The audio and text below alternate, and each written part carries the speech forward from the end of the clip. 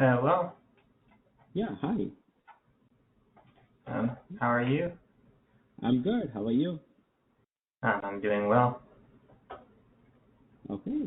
Let's get started. Can All you, right.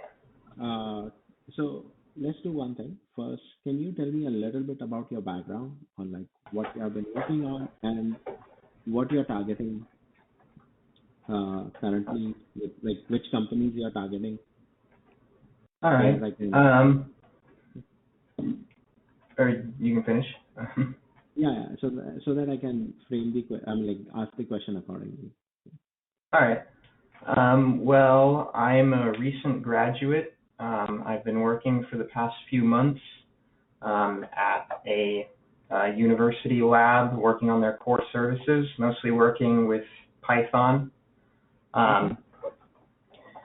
And right now I'm targeting large blue chip companies for my next job.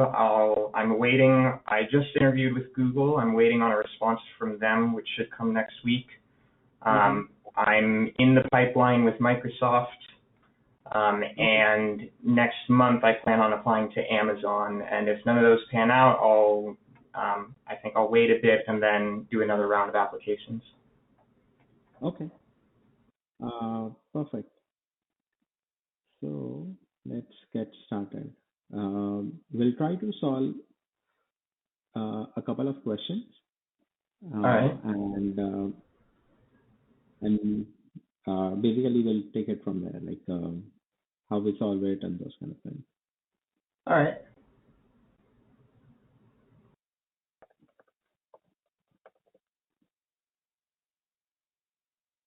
So that's the first question. All right. We're going one at a time. Yeah. All right. Let's see. Write a function to count the number of minimum characters needed to make a string an anagram of a palindrome. Huh. All right. By minimum characters needed, does that mean minimum character additions? Additions, yes. All right. Well, I guess I'll clarify some assumptions first. Okay. Can we have null or empty input? Okay, if we had that, what would you return? I guess I would, if I got null or empty input, then I would return probably an output of 0. Because if we assume that an empty string is a palindrome, you wouldn't need to add any characters to make it a palindrome. Agreed. So let's do that. All right.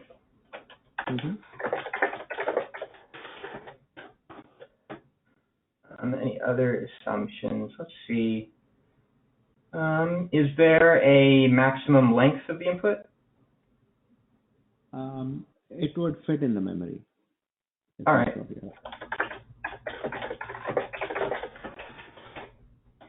All right. Nothing else is coming to mind in terms of assumptions. I'm assuming the input will be in string form. So I'll write the function signature, and then I'll do the rest in pseudocode before I write any more code. So def, let's see, we'll just call it min pairs. Okay. And we'll have our input be word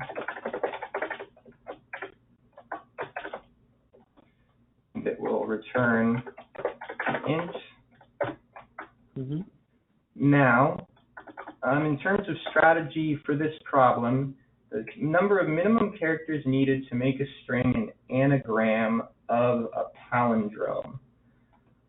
So essentially what I'm taking from that is, does it have, the right combination of character frequencies needed to be an anagram of a palindrome? Since we know that a palindrome, if you were to count for each character, the number of times it occurs in the string. A palindrome is going to have all of its characters have an even value, like an even amount of each character, or all of them even except one, which is odd. Okay. And that depends on the length of the palindrome itself, whether you need an odd, value for one of the characters or not. Though in this case we're adding characters, so we don't have to worry about that. It'll end up. So essentially, what I'm thinking is, in order to know the min characters needed to make a string an anagram of a palindrome, count all the characters, or get the counts of all the word characters.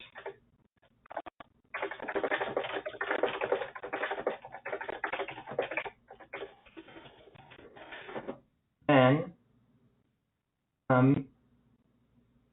essentially find out how many odd values there are.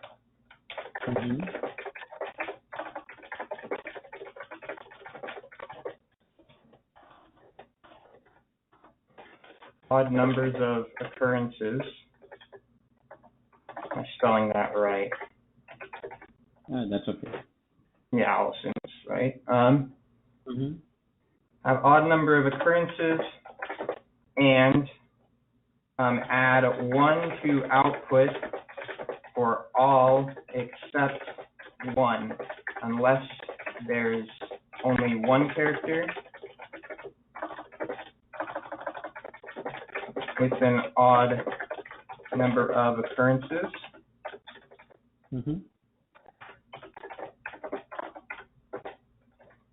Then output 0. So in terms of time complexity, this solution is going to be, we need O of n time to create the counter. We can use a dictionary as a counter. O of k space, well, I suppose O of 1 space in this case for the counter. It'll have additional memory, but at most there's going to be 26 keys. No. So that's an assumption that, wait. You're making an assumption. I guess I should clarify, what can the input be composed of? Can it, is it just lowercase letters, any character? Yeah. All right, so in that case, I suppose, like any ASCII character or any. Either way, it's naively it's O of 1 either way, because there's going to be a maximum number of unique characters that can be in the string, but it can get large if you have that bit can become very large. So O of 1 space for the counter.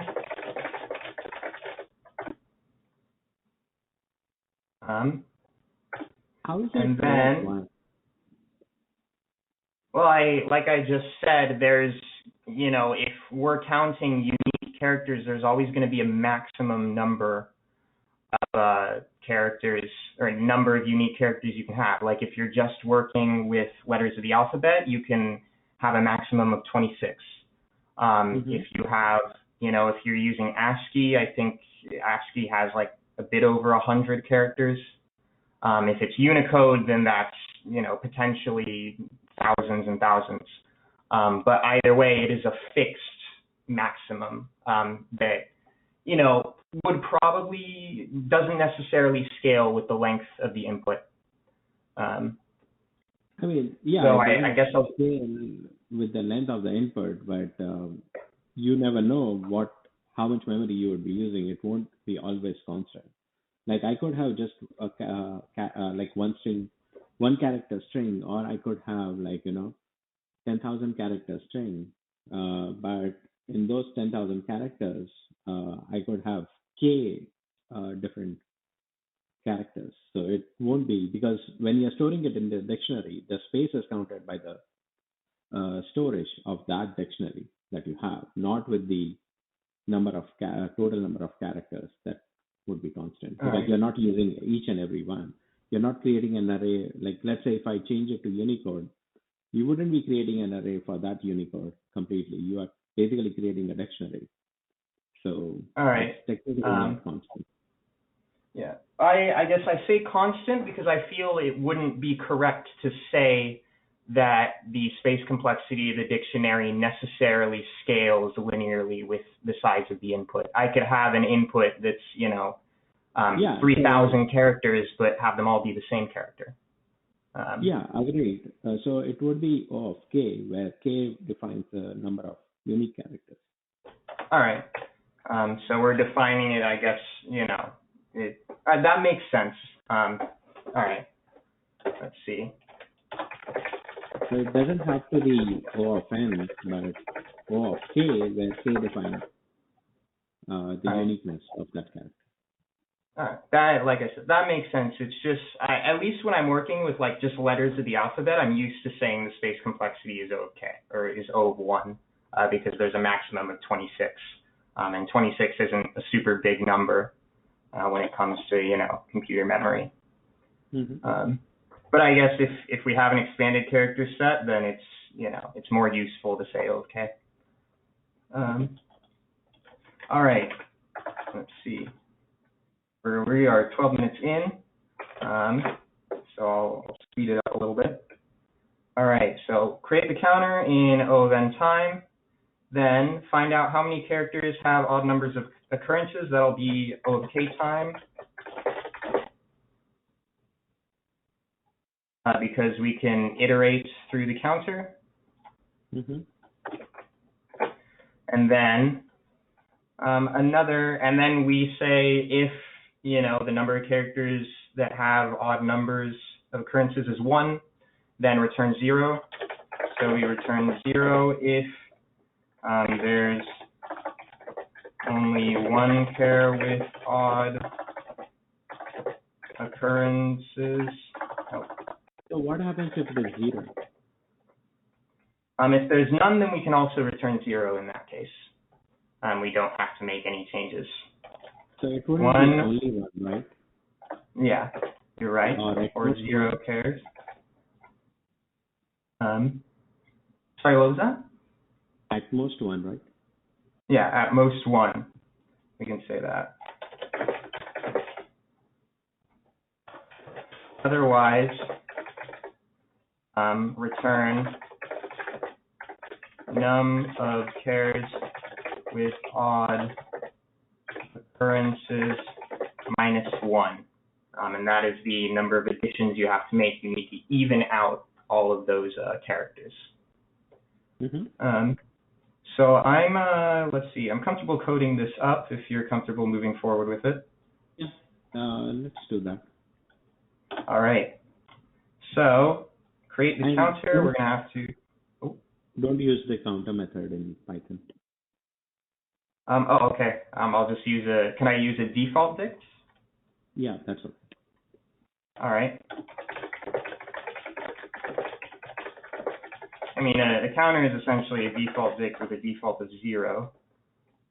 I think there's a few extra utility methods. But it also counts the character count, right? Yeah, it does. And just to put a bow on it, its final time and space complexity is O of n, O of k. All right. So minimum characters, create our default dictionary. So I'll call it counter. Find the name I'm about to define it. And then our default dict is going to be lambda x 0. And we just return, 0 as our default. Oh, getting a warning. Signed but never used. I'm about to use it. And now, for a character in Word, counter of character plus equals 1. Now, find out how many characters have an odd number of occurrences. So we'll call this perhaps odd chars or num odd chars. Initialize it to 0, and then for char in counter, and this will iterate over the keys. If counter of char mod 0, or mod 2 equals 1, num odd chars plus equals 1, and then return 0 if num odd chars is less than or equal to 1, else num odd chars minus 1. All right, I'm going to skim that over. Maybe we can run it on an example. So for A, B, B, S. So here, we're going to initialize our counter. Our counter is going to be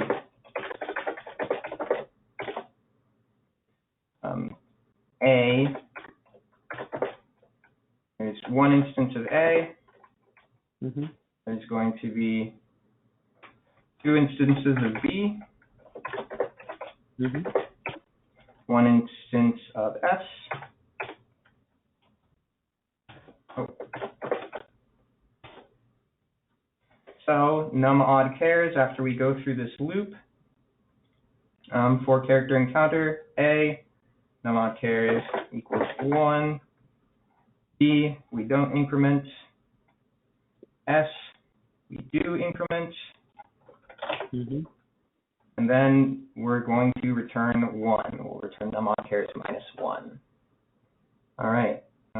Did this look good to you? To me, it looks good. Okay. All right. Cool. Can you do one optimization? Anything? One anything more thing.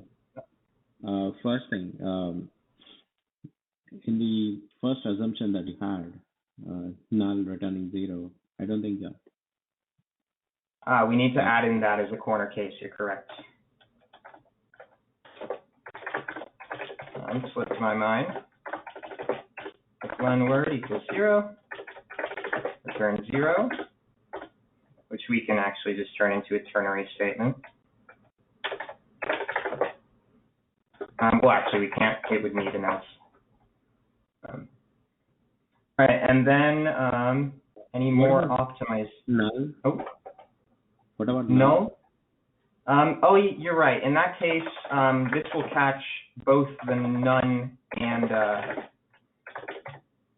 and empty case. If not word, return 0. All right. Now it's optimizations. I don't think there's. Let's see. Well, perhaps there's a way of doing this that doesn't include a counter. Let's see. ABBS. Well, we're working with. I could, potentially I could think of, a 2-pointer solution if we were adding characters to make it a palindrome. But we want to make it an anagram of a palindrome. You would need the dictionary. I'm not. All right, I will need the dictionary. Yeah. All right. I suspected as much. I was just checking, and thinking about potential solutions that don't include it.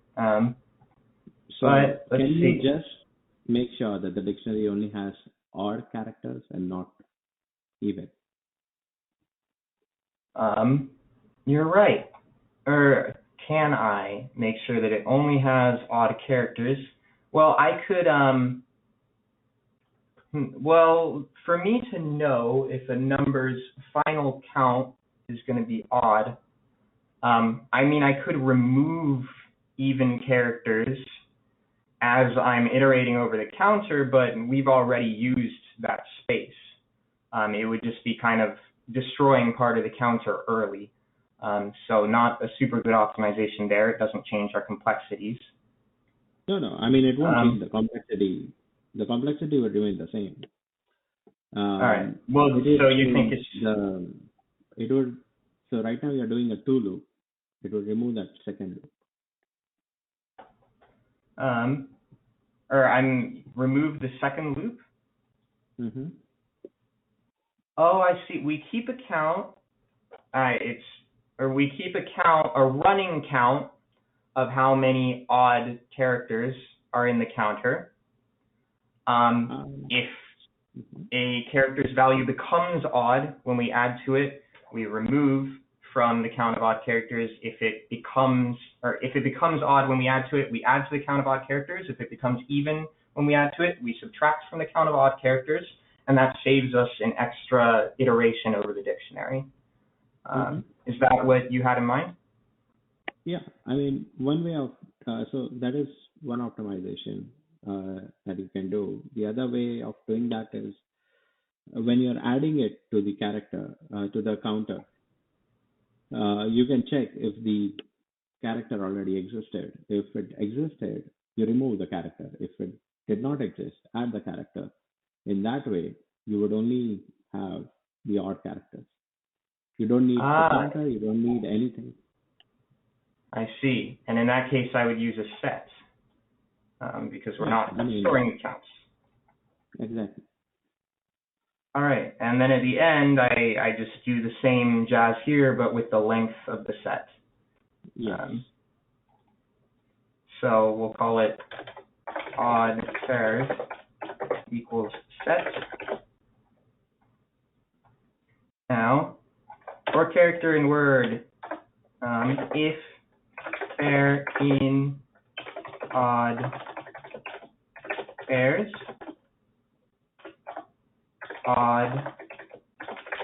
dot remove pair, else add, or odd pairs dot add character.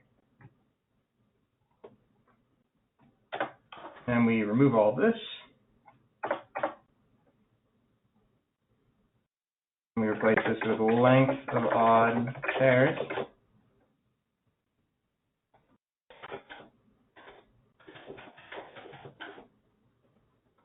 All right. And so that doesn't change the time complexity. I suppose we could redefine k to be the number. Well, I mean to be. So it would only store the number of odd characters. So in the storage, well, I mean, basically you are while removing. say we have. Oh, sorry, what was that? While you're iterating, yes, you would be temporarily storing like even characters, but then at the end of the loop is when you would only be storing the k characters, the k odd characters. All right. But I mean, I feel like our space complexity is still going to be k, the number of unique characters, because say we have a situation where you have every unique character appears once before anything else. Yeah. Then you're going to have a point where the size of the set is the number of unique characters, and that would affect the space complexity because you need that amount of space to be able to run the algorithm. Is it? That's by my understanding. I mean, you would only have to, like, let's say if every character in the string is unique, and we said the string can be in memory, then you wouldn't have to worry about the space complexity in that scenario. All right. That makes sense. Yeah, I guess still. So you still think that it's okay where k is the number of even characters. K is the number of odd characters. Or sorry, yeah, odd characters. Mixed it up. All right. Then yeah, in that case, I'm comfortable with this solution to the follow-up you gave me. It seems pretty optimal. Okay. Yeah, I think this looks good. Okay, cool. Let's go to the next question. All right. 1 minute.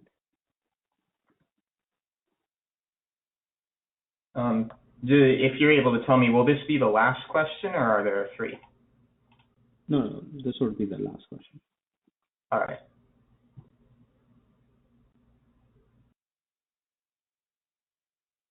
All right. XML. So basically, just give me 1 minute. Normally I ask in Java, so I need to first.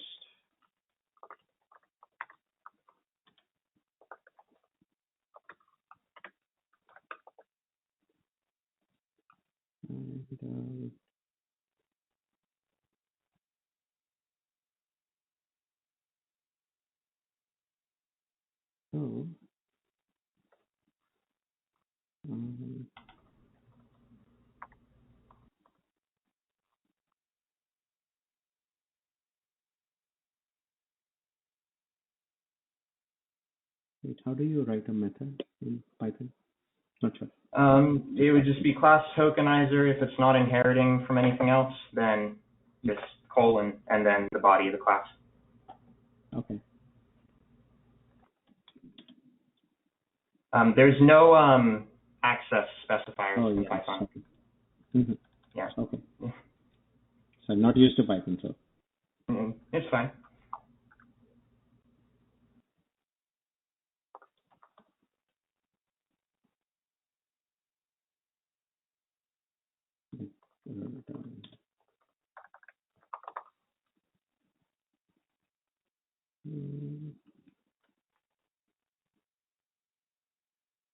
That's how I don't know how to do the methods. So just can you? Sorry, to do what? How do you write the methods? Yes.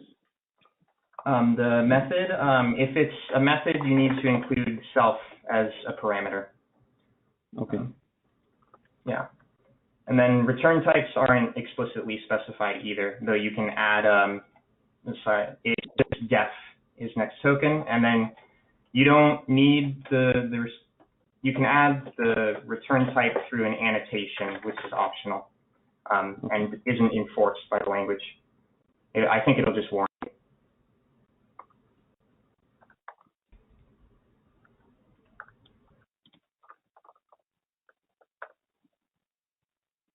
It returns a token, and then this won't compile, so don't even try to compile.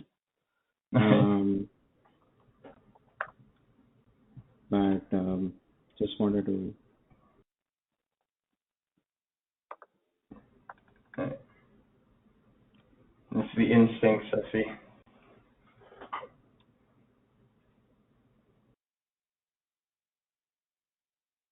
You don't need to specify the types for variable, just where? No, you would it's if a you want. So. Does token only include variables in it? Are there any methods? Yeah. No. All right, no methods. In that case, you can just do this. You can add a data class decorator, and then what that gives you is you don't need to specify a constructor. You just say what attributes you want and their type. So what type is action? Let's see. String. Which would be just, in Python, would just be str. str. And does it have a default value? No. I mean, I don't care about the default value. Like, we are not implementing that. So. Oh, all right. Yeah, in that case, you can just specify all the attributes like that. So like action string, if you were to add like another one, value, and then its type. And so what the data class decorator does is it takes those annotations right there. It auto-generates your constructor, so you don't have to write it yourself. And it implements a bunch of other, automatic functionality that we probably won't be using, but is really useful. Okay.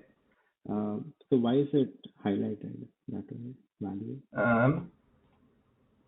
I'm not sure. I think value is a built-in in Python. Is it okay if I check?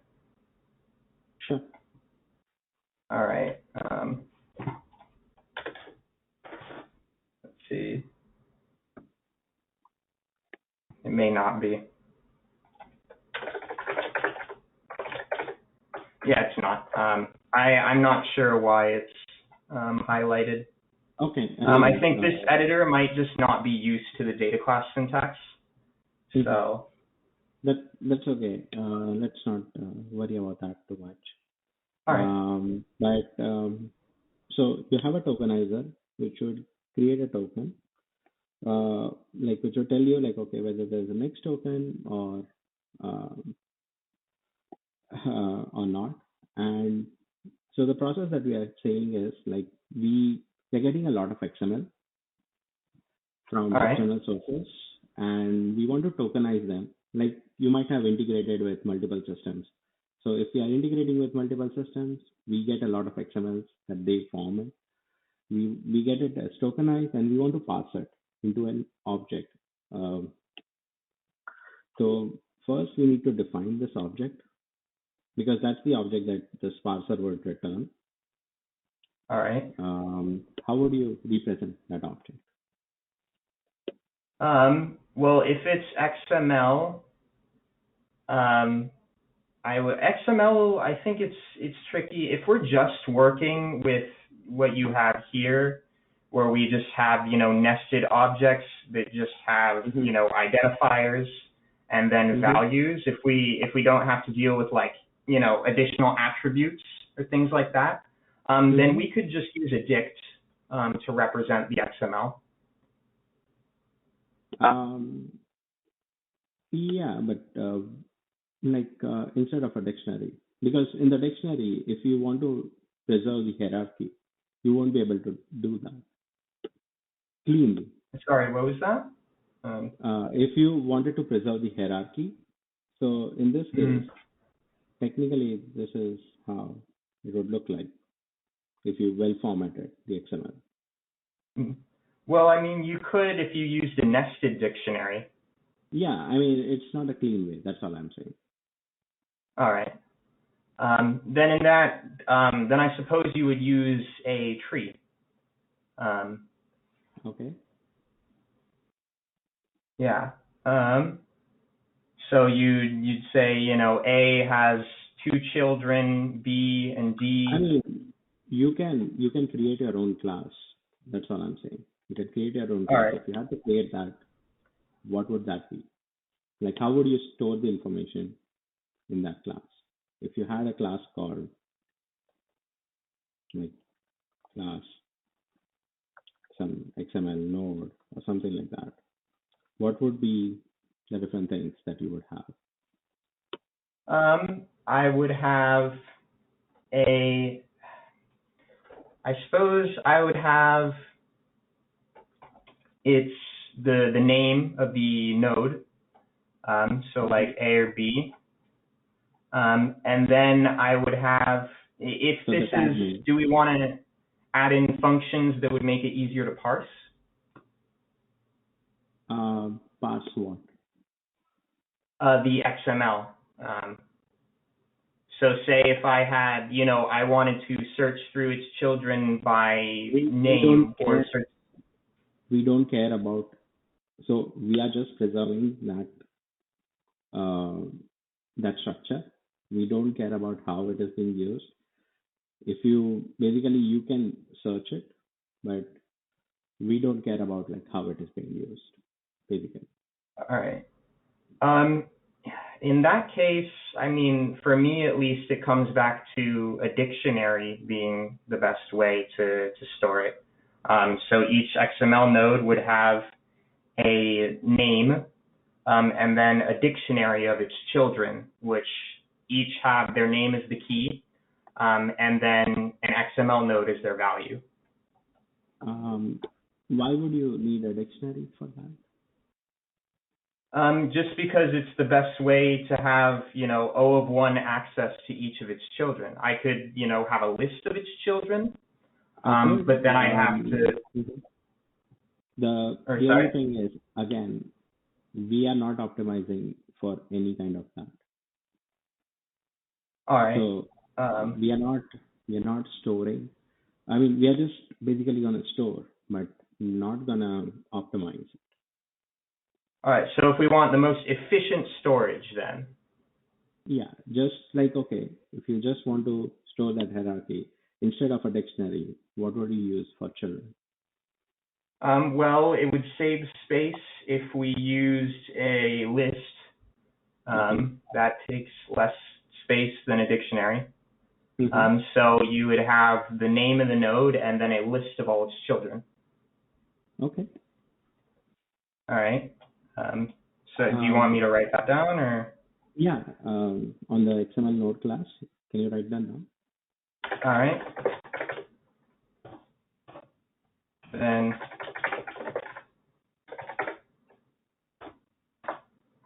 name string, children list, we could make it a data class. Yeah, I mean, so you have name, you have a list of children. What about the values? Like, how do we store I? Well, how do we store Y? You're correct. For a moment there, I forgot that there's a distinction between nodes as children of an object or of a node, and then the value that a node can take, distinct from its name. So each child, so I guess each node would additionally store a list, or I guess just a value, a string representing its value, the potential values it could take.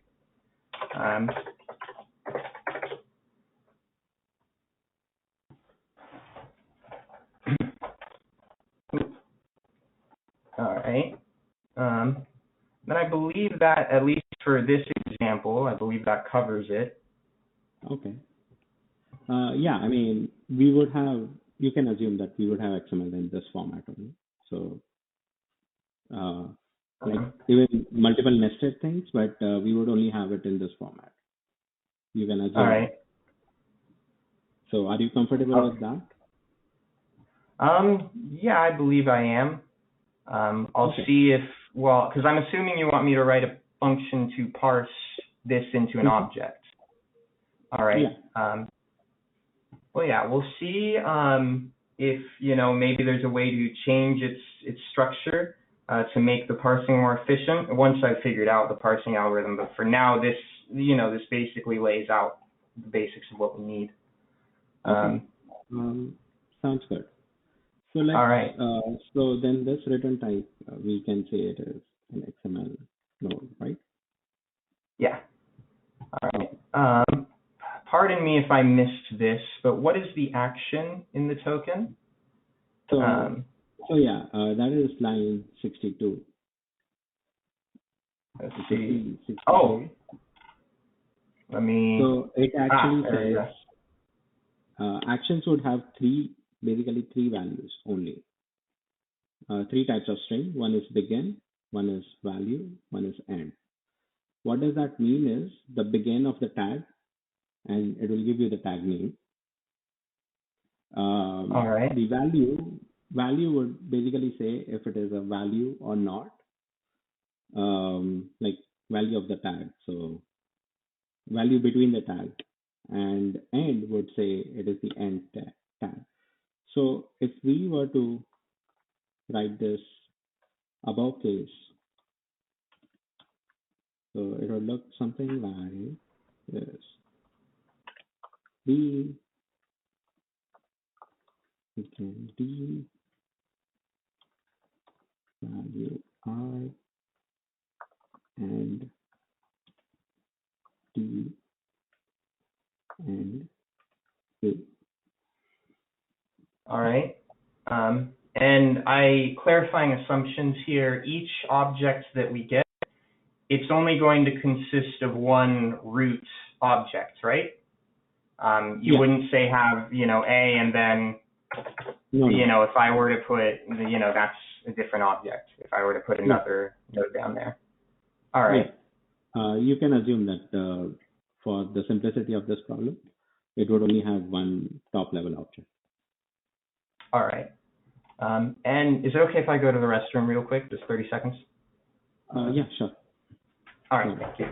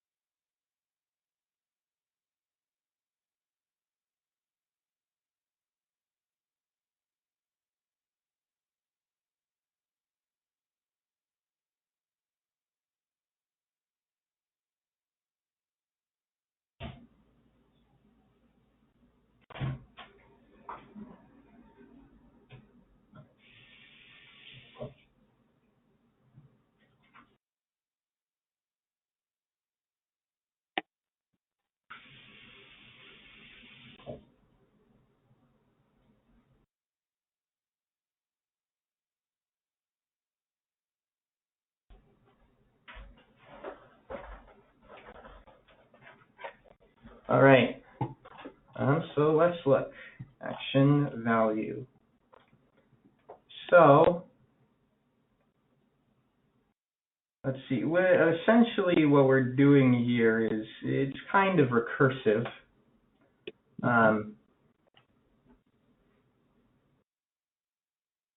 It's recursive? Yeah, essentially.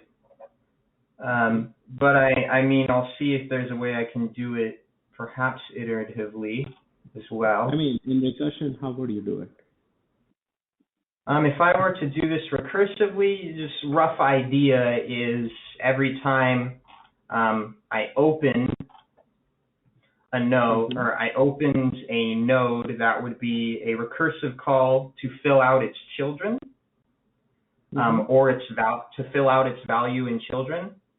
And then once I encounter a closing node, I just return that object. I mean, if you think you can do it recursively, can you lay down the whole plan? The pseudocode? All right. Well, our base case, but basically just a high level overview of like, okay, how would you do that? All right. Because I think recursion would be very tough on this. You think recursion would be tough? Uh-huh. Well, my base case would be a closing node, at least one of my base cases. Well, let's see, our inputs would be, well, you're correct. I don't think, recursion would be hard, because it's not like we're given, actually, let me gather my thoughts for a second.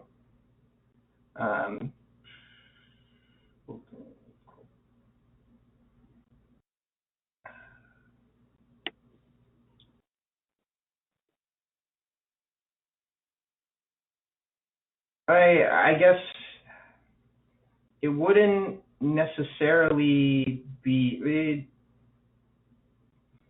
I guess it would be unnecessary, and not necessarily, given that we're being given the input just as a stream, it's not ideal for recursion. Okay. It's not like we're being given, objects that then have children that then are their own nodes, and then, the eventual structure of the object we're making is recursive, but the way we're being given that object is not. Exactly. All right. So since we're being given it iteratively, I'll do it iteratively. So we're going to start with for token in the tokenizer.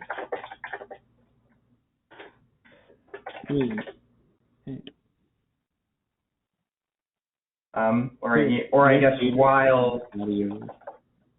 Sorry. What data structure are you planning on using? That XML node data structure that we just talked about. No. For creating that node, that's the object that you're creating. I'm not talking about that. In the parser, what data structure are you planning to use to create that?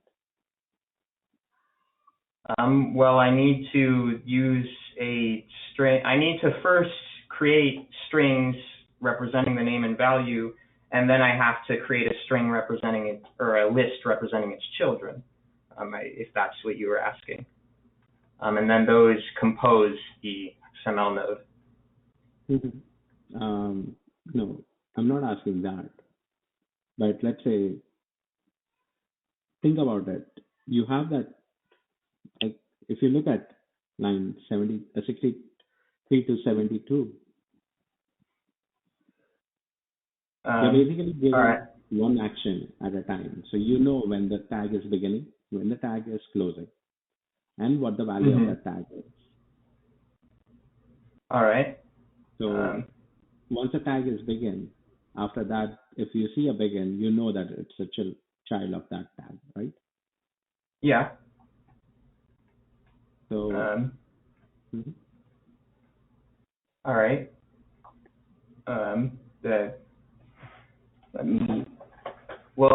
Should we go back to the general just flow of the solution? Because I understand what you're saying. Yeah, basically for that only I was talking with you just to get you much ahead, like giving you hints on that only. All right. Okay. So we're for each, essentially while the tokenizer, I'm assuming that the basic, our top level control structure is going to be a while loop, while there are tokens left in tokenizer. There's essentially two, we can either get a begin, an end, or a value. So there are three cases. So case one is a begin. Case two is end. I would use a switch statement, but there are none in Python, at least in 3.9.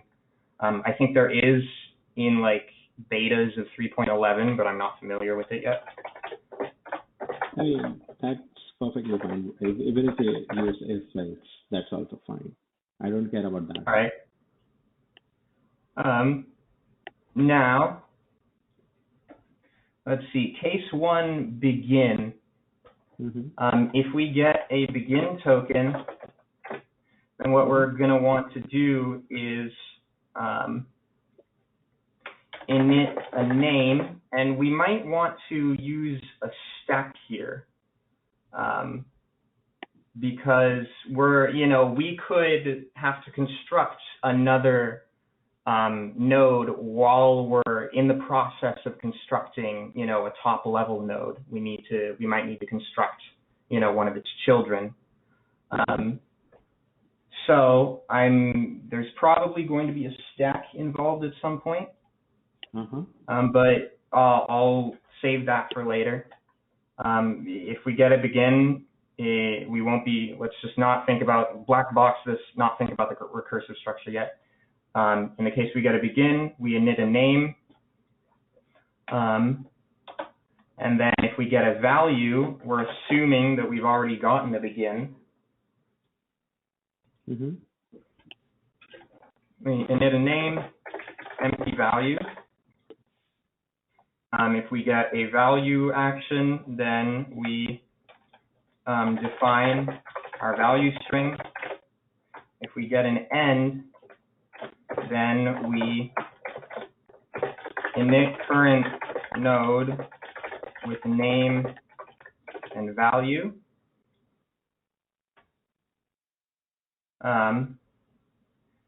And then, now how do we handle the stack aspect? What I'm thinking is every time we end a node, we create our current node, we push it onto this stack, and then once we create, when we begin, we can init a list of children. Sorry, what's your question? Yeah, I mean, when you init, you can create a list of children. All I'm asking is, like, if you do it at the end and put it in a stack, how would you, like, in our current example itself, how would you, like, store A, B, and then C? And then when you're creating C, you are basically then putting it in a stack, which I mean, like, how, where would you store A and B? Well, I guess we could store it on the same stack, but then we would have to know, after we're done, once we've moved up a level, essentially, we need to know how many children we need to pop from that stack, which, unless we keep track, that's, we wouldn't know. So I'm thinking we might need a different structure. If I could, I have a notebook in front of me, if I could run through an example on that notebook. So you need a stack only. I do need a stack? Yeah. All right, well, at least I'll run through how we're going to use this stack. So, got our stack. We begin A, init current name and value push to stack, or name and value, and then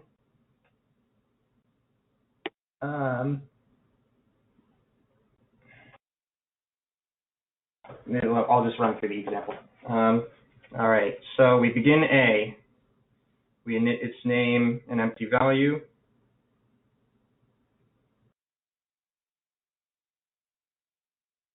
And then we begin B. So now I would say, what happens, say, if we push to the stack, if we get another begin statement before we've encountered an end statement for the node we're constructing. And then, so we get A as a we begin with A, and then we get that begin statement for B, so we push A onto the stack. Mm-hmm.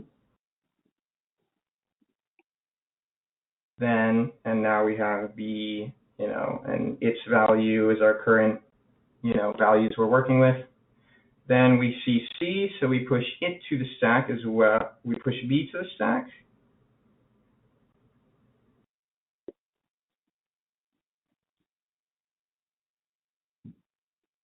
And then we get C's value, Y. Mm-hmm. And then we get end for C.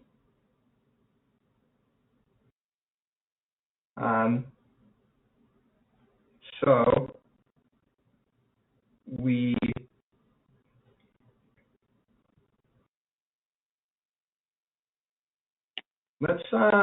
I'm thinking actually perhaps this would work better because I'm not seeing the whole pushing at begin thing going well.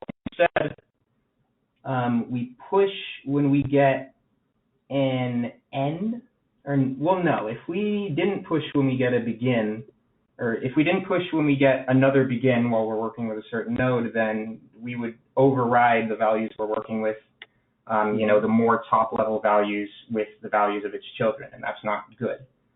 I suppose in that case, every time we encounter a begin, we have to know the value, how many children that node has.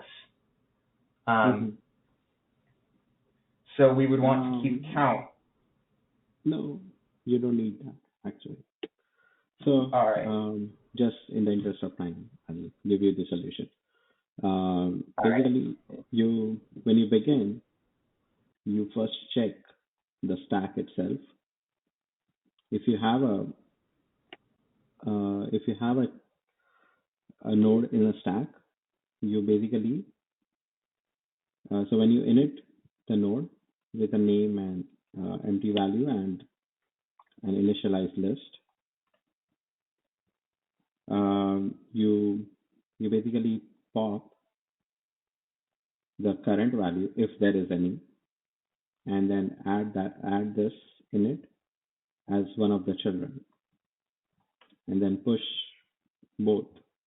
Actually, you don't need to pop. You can just have a top or a peak, and then add the current node that you have into that, and then push it on top of the stack.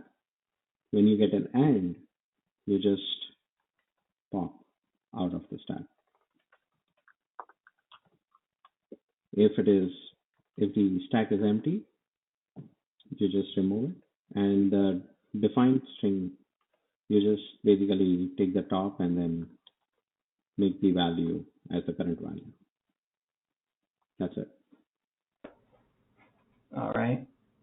I'm thinking. And you just need a root node to make sure. You just need one variable called root. So when you hit the end of the stack, you just assign that root the value of that pop. Sorry, not here, above. Only when there are when stack is empty.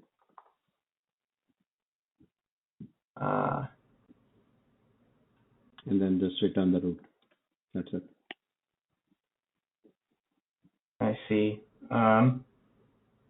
Let's see. I'll admit I'm gonna have to look over this for maybe a minute or two later to really understand it. But yeah, thanks for the explanation.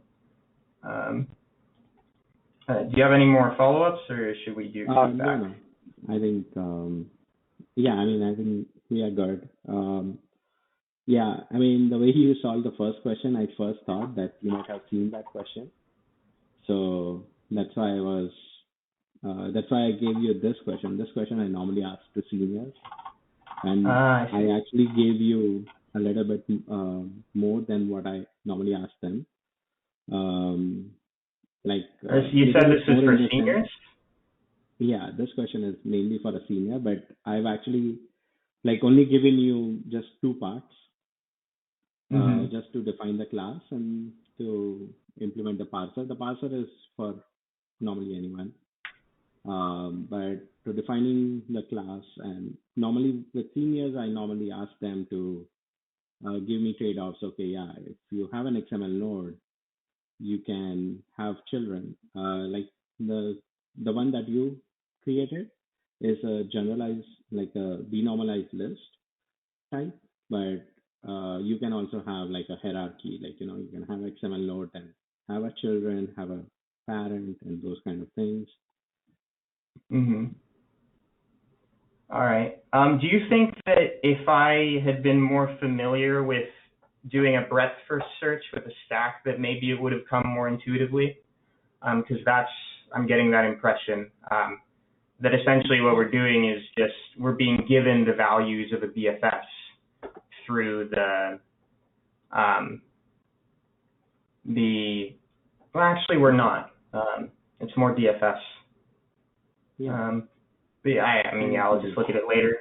I'll say Yeah. for the first question, I haven't seen it before. What I Yeah, have but done I. is I've done, palindrome related Okay. problems. So I knew that property of palindromes that you need, every character to either Yeah. have an even number of occurrences or just have one character with an odd number. Mhm. So that's the only part I knew in advance. Yeah, Um, yeah. I mean, that's what I thought, but normally people here give that, okay, I've seen this question, so that don't ask this question kind of a thing. But all right. I wasn't sure, so I was like, okay, let me test him out. So that's why I gave you a little bit harder problem compared to your level. But it was mainly to, like, I think you can, if you practice a little bit more, like you would be able to solve these as well. Um, and this is basically like a normal stack problem. You would even see it in if you correlate it, it's normally your like if you get an exception or something, you get a stack. Mm. It's kind of that kind of a problem. So okay, how does the value go in when it is out, when it is in? So if you look at it properly, you wouldn't start B without closing B, because if you did, basically that's an like an incorrect XML. So Mm-hmm. you did not have to worry about, like, you were basically thinking about, like, okay, how do I find out all the children? You did not have to worry about all the children. Basically, you Oh, could, all right? right, because we just add the children to the one that's at the top of the stack. Exactly. Um, Not at the I top of see. the stack. It is basically whatever. Yeah, I mean, whatever is at what is the current top of the stack. You just add it to that as a child. That's it. You don't need All right. to worry about, so in this Mm-hmm. case, like for A, you do not have to worry about, like, okay, you have to first find out B and D both. You can actually go while you are doing it. All right. Um, let me, if I may, copy Yeah, this into my notes. Solve it. Well, actually, I'll have the recording for later, so never mind that. yeah. Yeah. I mean, if you want to copy, you can copy it. Okay. Um, so yeah, I mean, I wasn't expecting, but I wanted to basically get a feel of, like, okay, what your problem solving skills are and those kind of things. So you have good problem solving skills.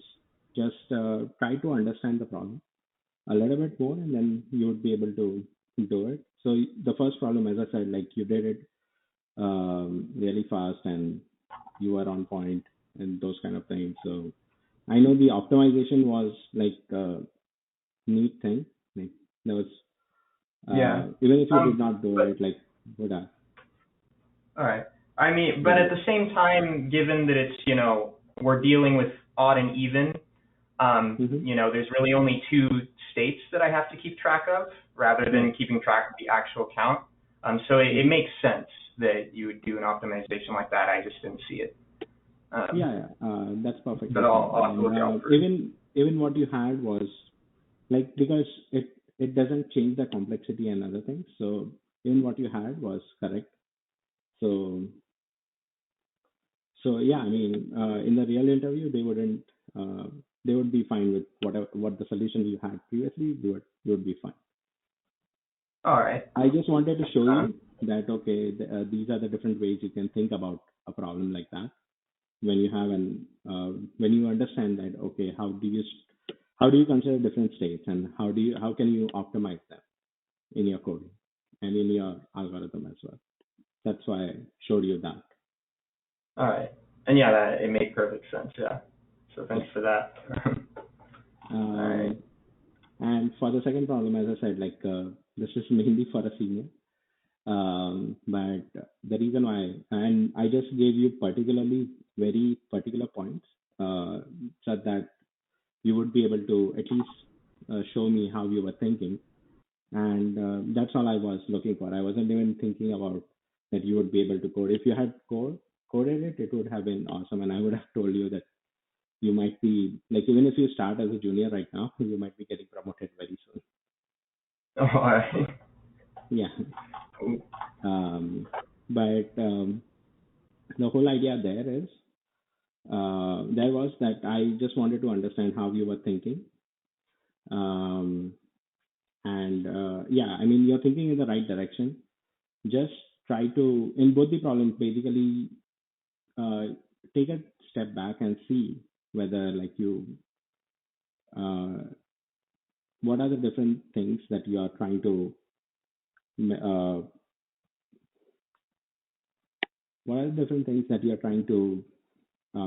connect.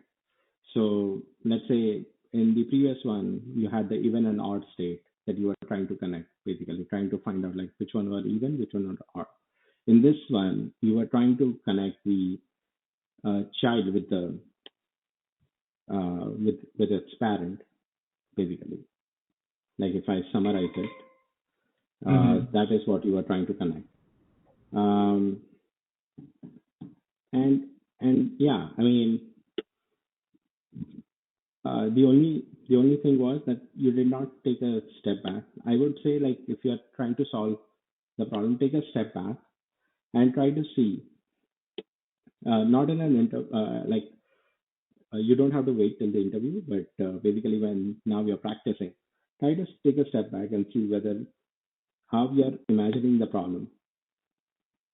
I think or what I was doing in my notebook, actually kind of working with an example, I should have done that earlier. And I should have also asked, will we get a value action? Will we ever get it after we've defined a node's children? Because if I had known that we're only getting that value right after the begin statement, then I would have, if I had come up with that stack solution that you talked about, I would have immediately known that was correct. I wouldn't have had to, there might have been some confusion about me being like, oh, well, what if the value comes after, we've defined a node's children? But, so I guess that other stuff I should have thought about. No worries. Just make sure that take a step back. If you have, in the first question, you had certain assumptions, try to ask them, and you should be good. You would be able to solve it much faster and much quicker and in a much optimized way. The things that I liked was basically the first question, everything you did, you had all the clarifications ahead of time, what algorithm you were going to use, what was its complexity. Then after coding it, you ran through, you verified whether your code works or not. And And yeah, I mean, you kind of handle mostly all the edge cases except one. Um, and yeah, I mean, so overall it was good.